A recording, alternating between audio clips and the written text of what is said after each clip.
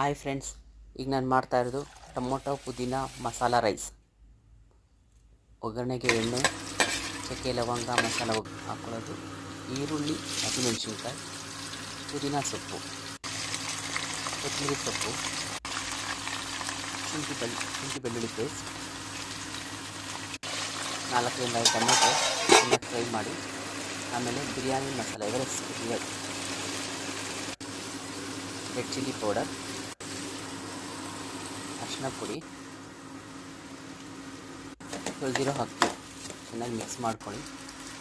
ಉಪ್ಪು, ನೀರು ಹಾಕಿ, ನಿಂಬೆಹಣ್ಣು ಒಂದು ಅರ್ಧ ಹೋಳು, ಗಟ್ಟಿ ಮೊಸರು, ಉಪ್ಪು, ತುಪ್ಪ 1 ಸ್ಪೂನು ಚೆನ್ನಾಗಿ ಮಿಕ್ಸ್ ಮಾಡಿ. ನೋಡಿ, ರೆಡಿ ಆಯಿತು ಟೊಮೊಟೊ ಪುದೀನ ಮಸಾಲ ರೈಸ್.